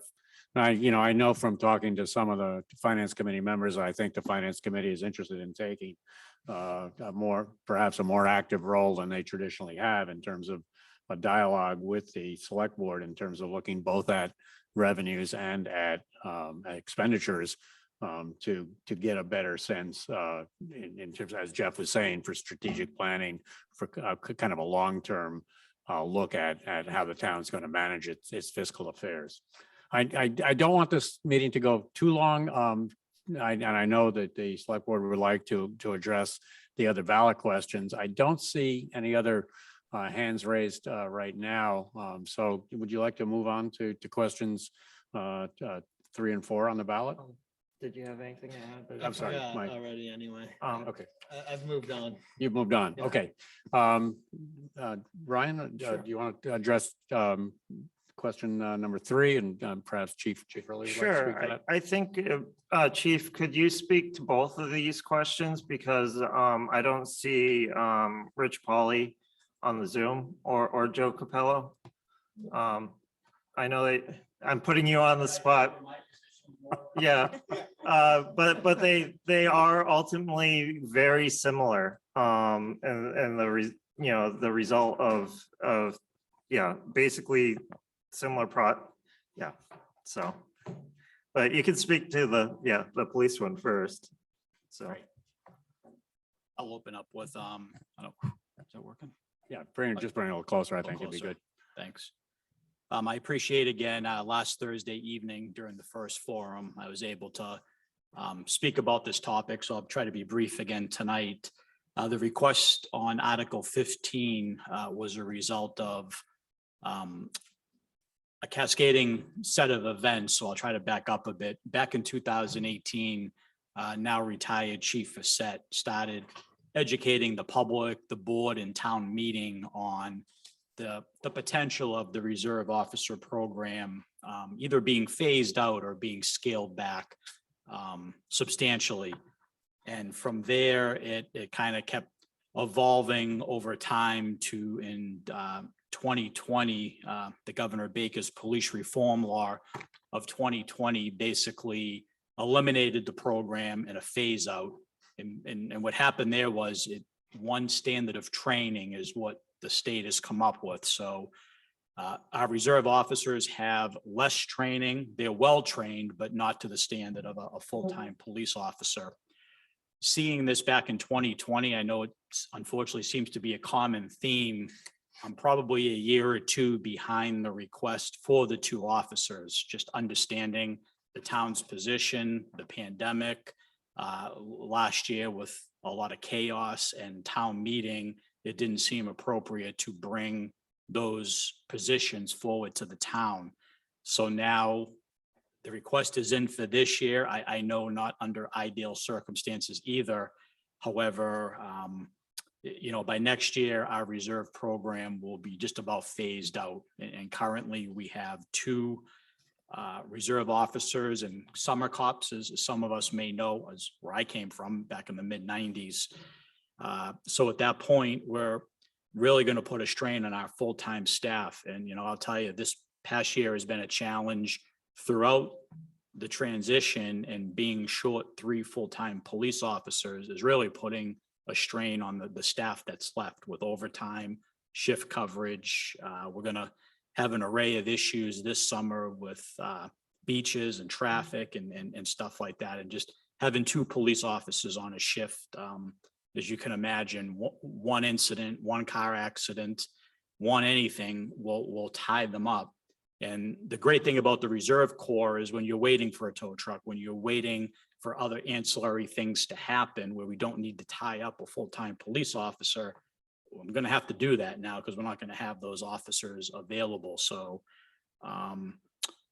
the one piece I did miss the other night on Thursday night is last month I came to the board requesting to apply for a COPS More grant from the federal government, and it helps. It's not going to pay for the positions forever, but it could put up to $250,000 towards funding for these positions over 3 years with benefits. So it is a grant I'm actively applying for. Unfortunately, the timeline is tough because the deadline happens before town meeting and the election. So I will not know till the end of September whether the grant is successful. However, if it is, it could offset the cost of the positions over 3 years and help the town in other situations to get on other footing. So the final piece, of which I think you heard me speak about Thursday night, in the 9 years of being a lieutenant and the 2.5 years since being chief, trying to stay fully staffed has been a challenge throughout all those years. Probably during that time period, we've been fully staffed for a 1-year period collectively. So every time we have a vacancy, it's 12 to 18 months to recruit, hire, train, field train, and deploy those officers into the field. What's becoming even more challenging, which we're going to find out with our 3 officers coming out this year, they've never worked for us before. And that's really a challenge because having them as summer officers, they know the community, they know the structure of the department, they know a lot of things coming in where we're literally taking these 3 new hires from the basement building up. So, it's a lot of moving factors that come up with this, but I feel I need to bring this request to the community to see if there is support for this to be able to sustain just the services that we're trying to provide right now. And Chief, just so voters are clear on this, if you're successful in getting the COPS grant and the town has already voted for the override, the town isn't obligated. Voting for the override for these 2 positions doesn't obligate the money to be spent on those positions. If it's offset by the COPS grant, presumably that money then becomes available, doesn't get spent. It would be turned back. I know that's returned back happened. to free cash and so forth. So again, building that little extra overhead into the budget. Tim, you had a question on this? Can you use the mic? Just so all right. I want to make sure that the people who are on the Zoom call can hear. Mr. DeVosto talked about the pay Talking to and the mic. Bring it up. how we have a lower pay scale in Wellfleet than a lot of other places. Can you speak to how much it costs to recruit, hire, and train a police officer to the day he gets on the force so that we know what that cost is also? Thank you. Sure. Thank you, Tim, for the question. I mean, the recruiting part of it is minimal. It's staff time to get resumes in, schedule interviews. So there's ancillary costs to that. Really, the training itself through the academy is approximately 6 months. So you're talking 6 months of salary. We do pay them when they're in the academy, and it just keeps going up. But we're probably averaging $12,000 to $15,000 a recruit that is going through the police academy right now. So it's 6 months of salary plus that comes up to about $40,000 or $50,000 every time we have an open position. We really try to be a proactive department. We try to offer different services. And a few years ago, we instituted a motorcycle into the fleet to, really the only way to explain it is sometimes people look for challenges instead of just answering patrol calls. And we really are trying to do different things within the department, within funding, to offer certain things for retention, to help officers stay within the community. And really the new crop that's coming up today is just so empathetic. I mean, they really are out there in the community. They're helping, they want to help. A touch a truck event we just had last month. I mean, that was a monumental event put on by a brand new 24-year-old police officer. That's what they want to do in helping the community. So I can't speak highly enough of trying to retain the staff that I have right now. And it's challenging. It's a challenge across the Cape, Thank you, Chief. Any other questions? I don't see any hands up on the Zoom call. Any other questions or comments? Chief Early? Okay, go ahead, Mike. I just want to say that the chief practiced great humility at the Touch a Truck event when my 4-year-old daughter dunked him in the tank. Sorry, I didn't see that.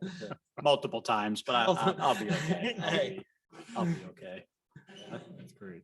I think that happened to me when I was fire chief a couple of times too. There's something about being there in uniform that makes it a very attractive target. So do you want to move on to the question? Sure. Question number 4 is a similar question to hire two new firefighter paramedics. Sure. Chief Pauly's come in and explained this to us multiple times. I wish I had the figure in front of me right now. But there had been a time, Danny was part of the department then, where Wellfleet's fire department was, on call. And then over time, it became, there were some full-time fire department staff that were added. What we've been experiencing for the last 10 to 20 years is a rapid reduction in the number of people who are on call. It's not a result of the fire department phasing them out voluntarily. It's a result of that people cannot make that time commitment. And at the same time, there are fewer people within certain age demographics who would be willing to do that job. The fire, so Chief, do you have the exact number of what the on-call staff is down to now? I believe it's 3 or 4. Yeah. 3. And Mr. Moderator, what was it?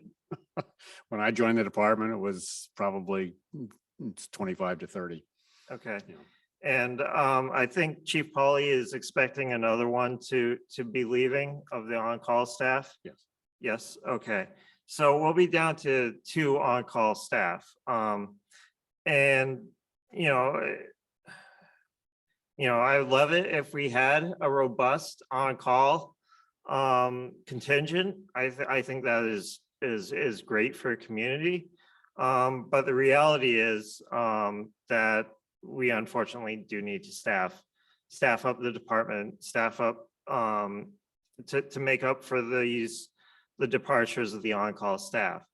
The average median age of Wellfleet is, I don't remember it off the top of my head. It's into its 50s. At the same time, in the last 10 years, Wellfleet the year-round population has grown by 30%. So, we're dealing with a combined trend of there's, older population, there's more people, and there's fewer on staff firefighters and EMTs. And the only option we have to provide, critical services to these residents is to continue to transition the fire department into a full-time fire department. I also would like to point out that even though a number of the department staff due to the cost of housing, now have to commute to Wellfleet, which reduces their ability to rapidly respond to events that might require. I mean, the fire department will respond really rapidly. We have the fire department has service times that are better than most of the most urban areas of Massachusetts. It's just that for additional staff to come, they have to come from a ways away. So if there is, and if, yeah, I don't know. You wouldn't really be on call in that Yeah. sense. Chief, do you have anything to add? No, again, as myself with the staffing challenges, with the, I mean, I said it the other night, the complexity of what we're dealing with in the field today. We have a very stressed out society right now. It's just where we're at, and it's time consuming. The runs to the hospital, as retired Chief Silverman can tell you, are, it's long. 3 hours. And 3 hour round it's trip. putting them out of service, and it's again a strain. And I know there's always the argument, or you hear a lot, overtime, to try to plug that hole. And when you're short staffed or you have a busy season, that's what we do. As a manager, it is not conducive to your staff. I mean, it really burns them out. They need time off. They need to recharge the batteries. And, when I started in the mid-90s, the season was short, and the season just seems to get elongated, that we're starting in March and wrapping up around the holidays, and we get 2 or 3 months to catch our breath, do some training, have some vacation time, and we're right back in the field again in March, nonstop. So it's changing, and these requests are hard, and I know the fire department has always appreciated the community's support. I think we're asking not only to support the community, but to support our members that are within our departments. Thank you, Chief. Any other questions for these two proposals to hire 2 firefighters and two police officers? I have one question for the chief. How many for the police officers?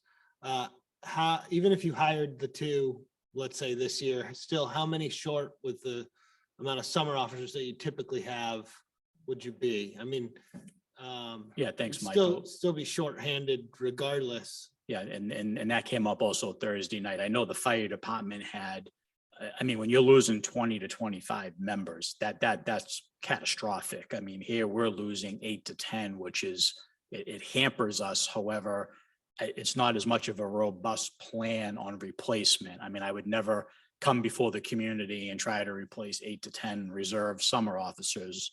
But I think that with the 2 we're requesting and reallocating 1 last year, I think that it's going to put us in a good position, and we'll evaluate if we continue to grow as a community and things continue to grow, it could be reevaluated. But right now, my plan is after this request, it should put us in a very good position in town with the elimination of our reserve program.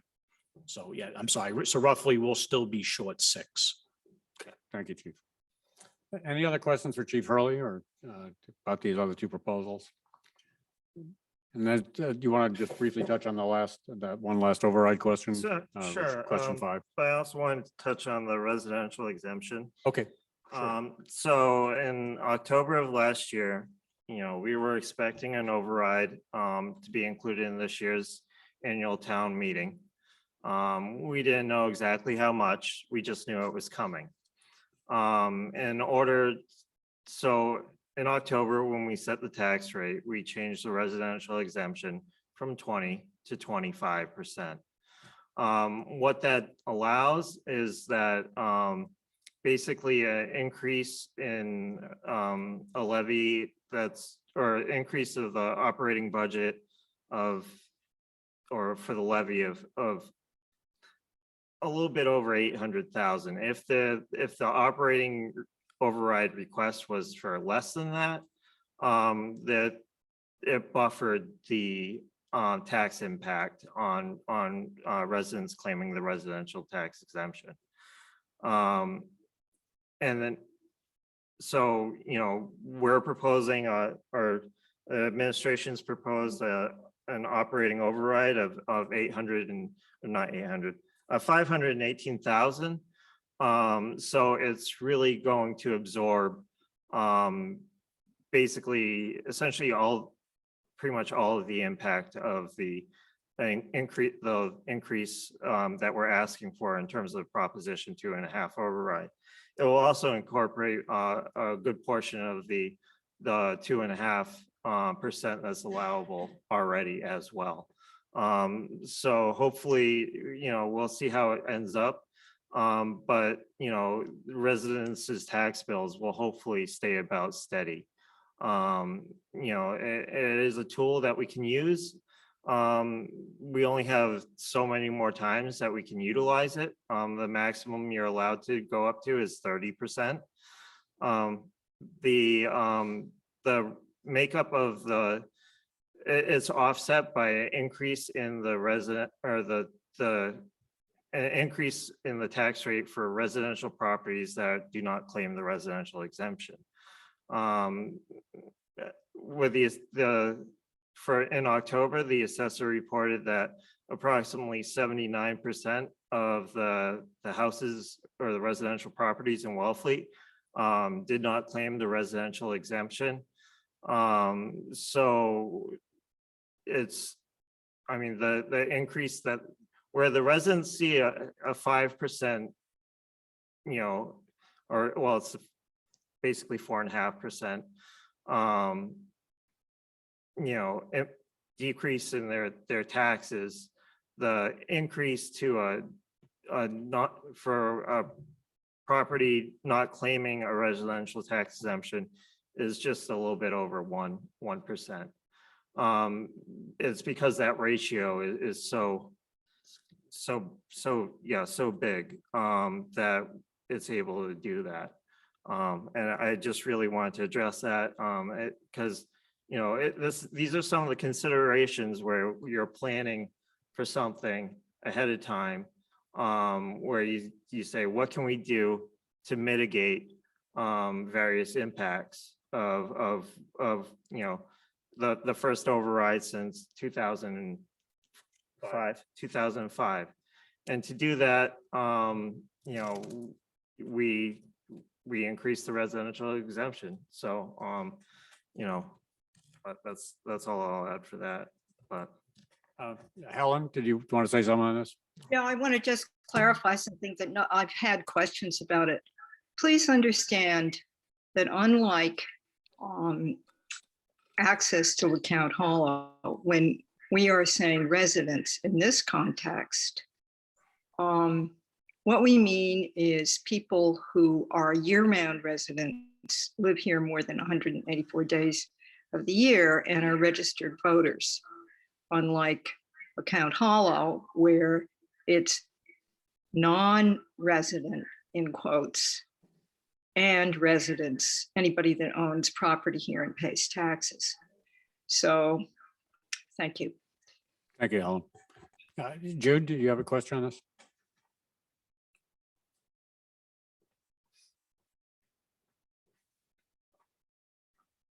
It's a question and a comment.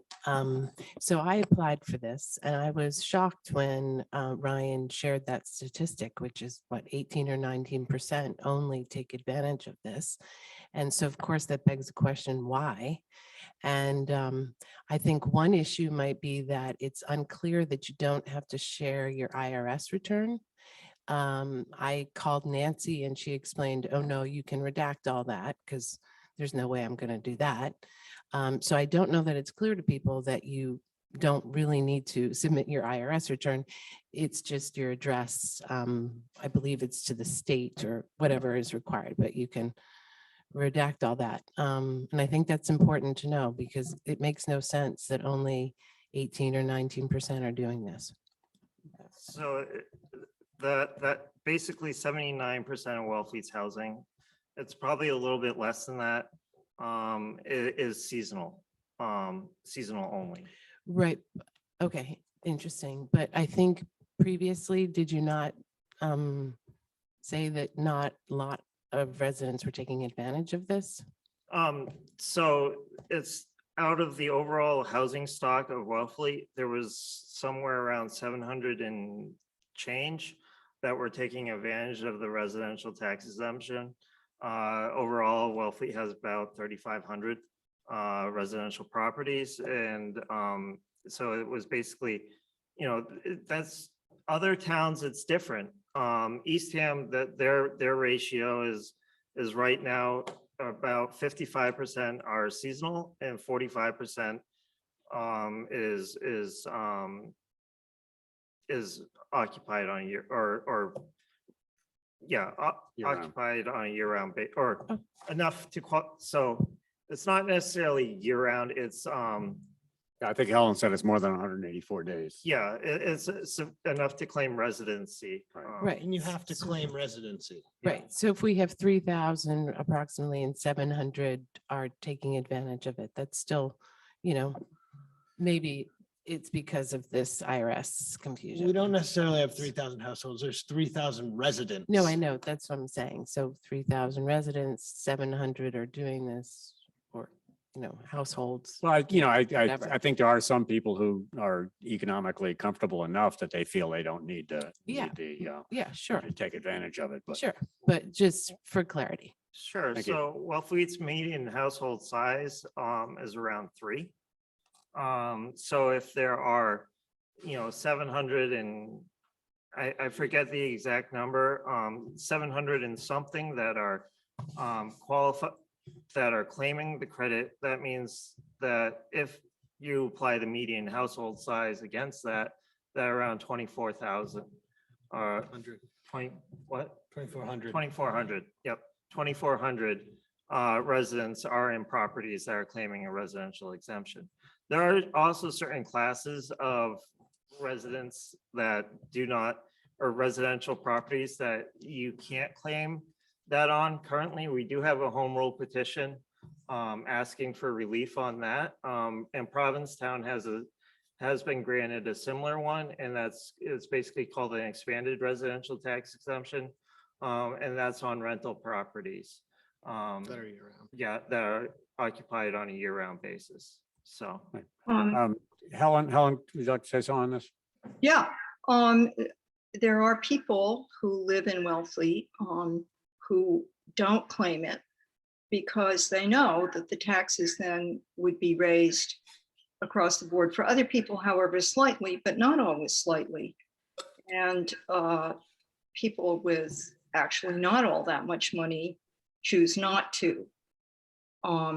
It isn't just because they don't want their IRS forms, shared with anybody. It's that they understand that they don't want to raise taxes for everybody because the money has to come from somewhere. Thank you. I think people should be clear that the request for the IRS fund has nothing to do, this is not an income-based reduction. The reason for the IRS fund, I'm sorry, the IRS tax form is because that shows what your domiciled address is. Nobody's this is not an income related Yes, tax. I had no confusion about that myself. Yes, But, yeah, it has nothing to do with, your income. The use of the IRS tax form is simply, it's simply the first page of the form, and it's simply to indicate what your legal residence is. All the other information gets blacked out. I'm Just a sorry, quick Wayne, did you have something clarification. I else? might have missed it when I stepped Yeah. out of the room, but some people questioned me on this is, if I have 100 people, that qualify for the residential deduction, you're saying 19 people have applied for it? Or is it only 19% of the town could qualify for it? Well, it's probably somewhere around 26%, 25% could qualify for it, but it's hard to know because they have to be domiciled and request it. Right. But if you do the math on how many residents we have and how many households request it, it comes to somewhere around 90% of the People that households. It's fuzzy a little bit, but Okay. the other thing I'd want to point out just about this is, and I just got this handout tonight, but It's from the forum. John Morrissey put it together.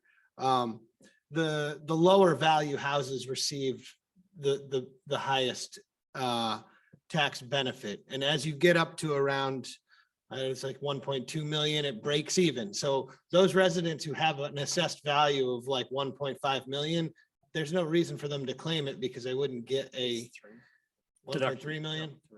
What? 3 million? Oh, 3 3 million, million. even more. well, who knows nowadays? But anyways, as you go up, your tax benefit goes down. Like at 900,000, it's like $900 in benefit this year or something like that. Okay. And then, you know, as it goes up, there's a point of So I guess finishing. if everyone were to ask for it, to qualify for it, there's a chance that we need more money, but they're probably not. No, gonna- that's not really how it works. It's revenue neutral. Yeah, okay. So that the Oh, that's burden right. is shared by the 75 or 80% who don't claim Got it. it, sorry. So that burden spread out so that the actual real effective tax increase on them is moderated by the number of People there are, yeah. And we're only in this situation because where we can apply this effectively without having too detrimental of an impact on non-resident homeowners, because we have such a skewed ratio of non-resident homeowners in the town. So, Yeah, I think it's either Wellfleet or Truro, I believe, has the highest ratio yeah.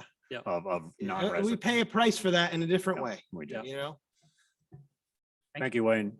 Any other questions on the residential? Ryan was introducing the topic of the residential tax exemption and how that, to some extent, will mitigate the effects of the tax increase. If not, I think the last item on Ryan's agenda, if am I This is correct? is question 2. Question 2? Oh, well, No, question 5, I think. yeah, we've already discussed. Yes, question we 2, have. so- Question 5. And we discussed that a little bit. Question 5 is the last override, and that's about the fire suppression system at the school. Sure. And then I'd also want to just touch on the audit Okay. as well. So the school, as Helen says, it's not really optional. It's a big expense. It's, you know, right now, 2.2 million for a fire suppression system, which if the town had put in back in the day, you know, we would be in a much better place than we are now. So this is another example of an area where in the past the town cut a corner. And the result of that now is a pretty expensive required upgrade to the school. You know, it's, you know, it is possible that, or it's likely in the near term rather than the far term, that if the fire suppression system is not installed, that the permit to utilize, is it called an occupancy permit for that?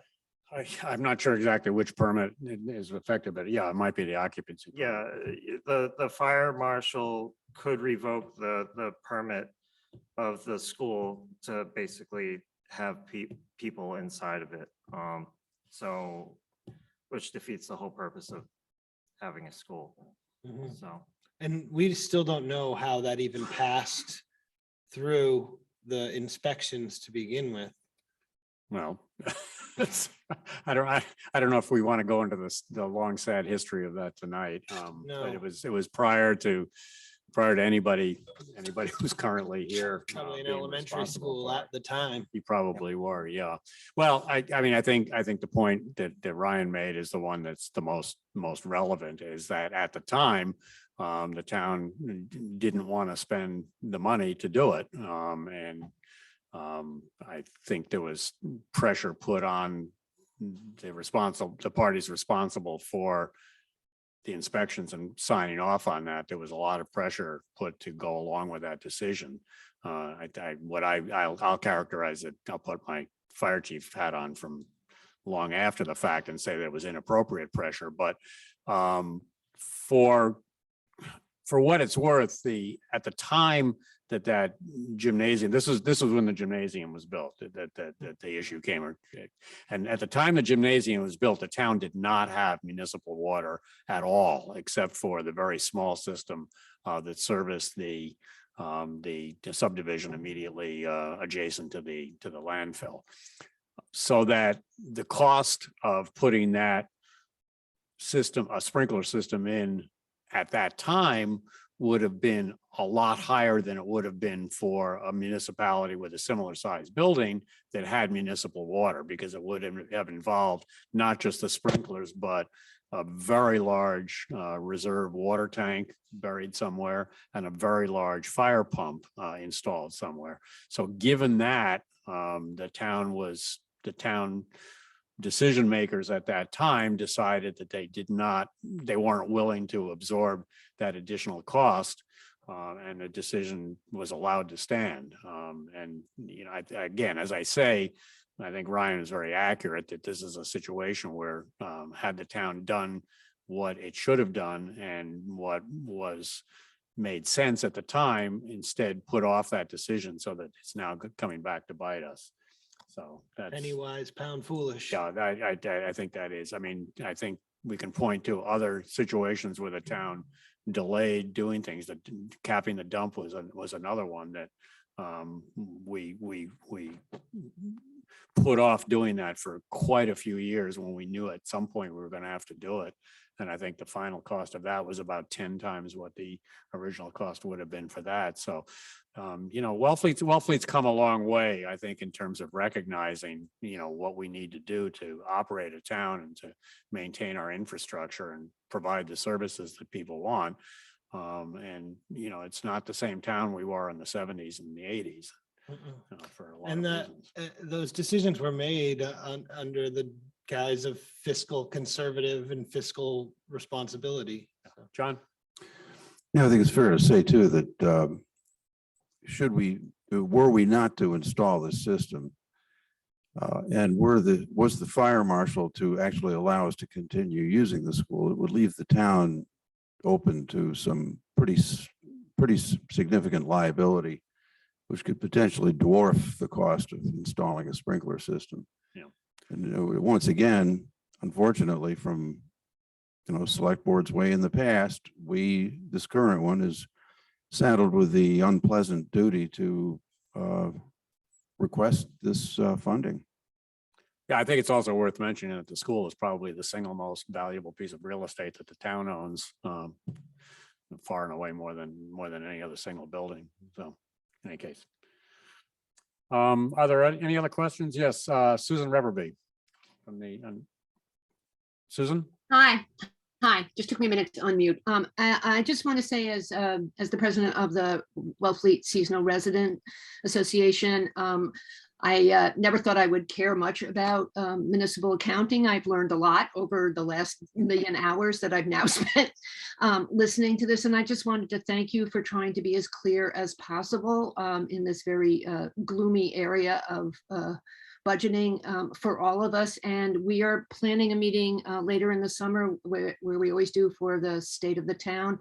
And we hope all of you will be there to speak to our membership, because obviously we care deeply about what happens here. We're very concerned about what's happened financially, and we look forward to working with all of you going forward. So thank you.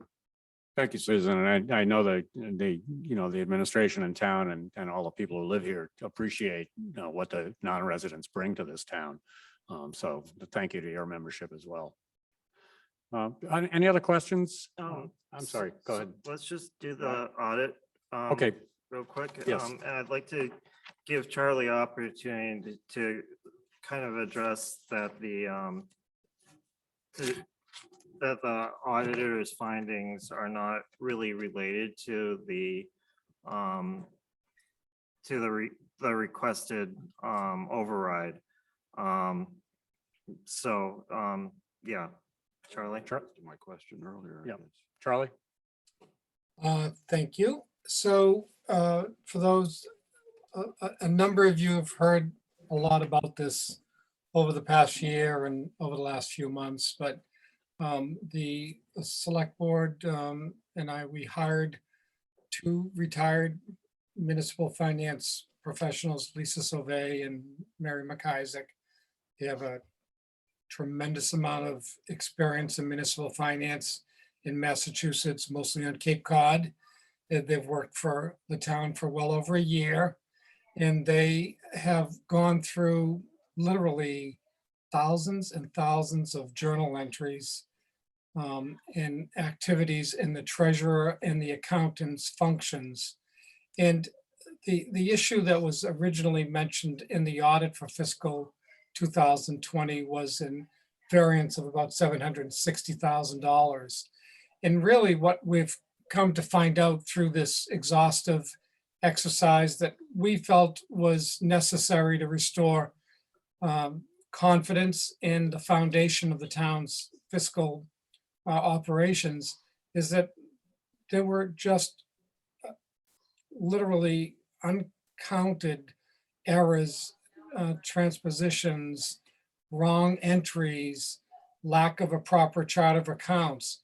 But all of the efforts that we've gone through over the last year have clearly indicated to us that it was all about the ineffective operations of the treasury and the accountant's functions.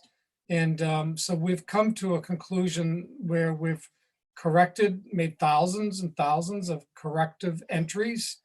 And the variance, while we still have a little bit of work to do, is really largely been exhausted. And what we found out there, there's always been a comment about the missing money. There was never any indication in all the work that we've done that there was anything criminal and nefarious. There were lots of mistakes and errors made.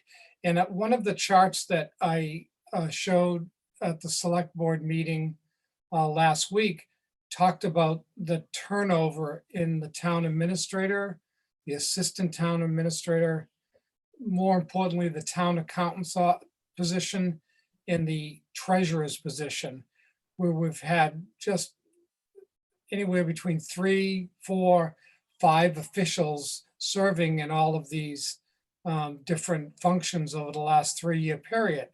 And even during that period, there were periods of those years where we had vacancies in those offices as well. And so there was a lack of continuity, a lack of training, a lack of attention to detail, a lack of capability in folks serving in these positions. So as I say, we're just about finished kind of with our work for FY20 and FY21. And we're really confident in that we've made enough corrections in the town's books. They'll give you confidence going forward. And as I say, most importantly, we have found nothing that would suggest anything criminal, any missing money and at all. And someone, I did get a call from a reporter once that said, Charlie, why haven't you referred this to the district attorney's office? And the answer is because we found nothing criminal. And if we have no interest in risking our reputations and protecting people that we don't even know. So, the simple answer is we're almost done with the task. We've reconstructed the town's financial books and financial records. And I just want to close by giving credit to, once again, Lisa Sauvé and Mary McIsaac, who have really served the town well during these really trying periods. So thanks. And Thank you, Charlie. is there any relationship between the auditor's variance and the override requests? No, there's just no relationship between those two numbers. I think we've talked about that earlier as well when we were talking about the financial forecast. So even no matter what, even if we hadn't had these accounting finance challenges, it's been the practices that you've been utilizing over the last many years that have led you to the situation where you need an override for both operating and for capital and equipment replacement.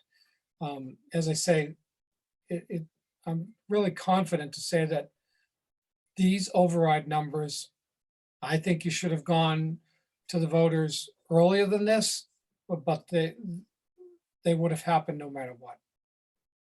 Thank you, Charlie. Are there any other questions before we wrap up tonight?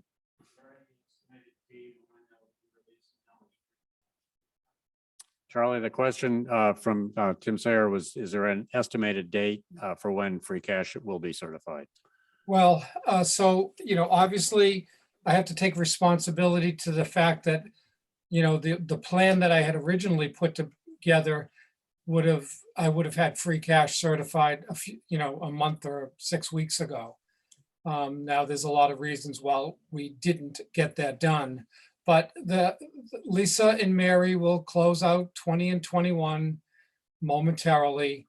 We have a series of reporting functions in review by the Massachusetts Department of Revenue that'll take a couple of weeks beyond that, but they're going to prioritize Wellfleet. Once that happens, then the auditors are ready to come in and do the audit for FY20, and then we can start working to get free cash certified. It's going to be, pushing up against closing out FY22 and opening FY23, but it'll follow relatively soon thereafter. So I think just, the hope is that it will be certified in time for the September 10th town meeting. Yeah, that's clearly the goal that we all have. We have the fact that I didn't get free cash certified in the current fiscal year makes it a little more difficult because we have all of these functional issues that we have to do to close, to open the new fiscal year. That's going to be challenging for the staff. But yeah, Mary and Lisa, as you know, we've built a budget that includes their services as we transition into the new fiscal year. And, that we know that it's important to get this done for the fall town meeting. So, And I've heard the new town accountant being told that he couldn't take any time off this summer. I think that's. Yeah, none of that for them, right? I hope Nick isn't listening. In any case, if any other questions before we wrap this up? If not, I'd like to thank the forum for sponsoring this, and for anyone who may have joined us just a little bit late, a reminder that once again, there will be a candidates night on what month are we in? June 14th at 7 o'clock. That will be an all Zoom event, a virtual event, candidates night for the 3 folks at the present who are running for the open seat that will be coming up when Helen Wilson steps down right after town meeting, I believe that is. So Tim Sayer, Judah Hearn have submitted nomination papers, and Kathleen Bacon has announced that she's running a write-in campaign. So at least those 3, I assume, will be taking part in that candidates night on the 14th. So again, thank you to the forum, thank you to the select board and all the town officials who were here to provide information, and to all the voters and citizens with your very pertinent questions. Reminder that once again, town meeting is on Saturday. We're hoping that the weather holds. It looks a little iffy right now, but pray to whoever you pray to. And the registration for the meeting begins at 9 o'clock, and I'm hoping to start the meeting promptly with a quorum at 10 a.m. on Saturday morning. So thank you all, and have a good night. Thank you, Danny. And thank you, Charlie. Yeah. Yeah, thanks, Charlie.